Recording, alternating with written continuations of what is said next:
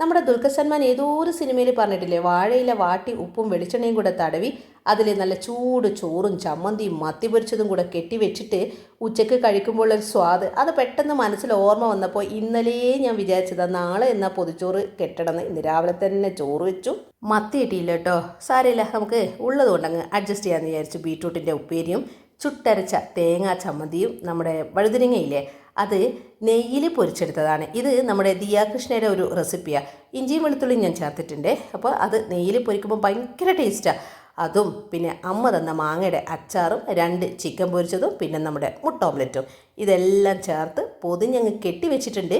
ഇനിയിപ്പം ഉച്ചയാവാൻ വെയിറ്റ് ചെയ്യാണ്. നമ്മുടെ നാവിൻ്റെ തുമ്പിൽ നിൽക്കുന്ന ഒരു രുചി ഉണ്ടാവില്ലേ, ആ രുചിക്കൂട്ട് മനസ്സിൽ പെട്ടെന്ന് വന്നു കഴിഞ്ഞാൽ പിന്നെ നമുക്ക് ബേക്കറി ഐറ്റംസും വേണ്ട, ഹോട്ടലിലെ ഫുഡും വേണ്ട, ഒന്നും വേണ്ട. അടുക്കളയിൽ പോവുക, അതുണ്ടാക്കുക, കഴിക്കുക. ചിക്കൻ എണ്ണയിൽ പൊരിച്ചെടുത്ത് കഴിഞ്ഞാൽ പിന്നെ ഇഞ്ചിയും വെളുത്തുള്ളിയൊക്കെ ചേർന്നിട്ടുള്ള ആ ഒരു മിക്സ് ഇല്ലേ, ആ പൊടിയും കൂടെ ആ ചിക്കൻ വറുത്തതിൻ്റെ മുകളിൽ ഇടണം. ഈ വാഴയില അഴിക്കുമ്പോഴൊരു സ്മെല്ലില്ലേ, അതിന് ഞാൻ കട്ട വെയിറ്റിങ്ങിലാണ്. ചിക്കൻ പൊരിച്ചതും പിന്നെ ചുട്ടരച്ച തേങ്ങാ ചമ്മന്തി കഴിച്ചിട്ടുണ്ടാവുമല്ലോ എൻ്റെ അതും ബീട്രൂട്ട് ഉപ്പേരിയും വഴുതനങ്ങ പൊരിച്ചതും മാങ്ങാ ചമ്മന്തിയും എല്ലാം ചേർത്ത് എൻ്റെ സ്വർഗം.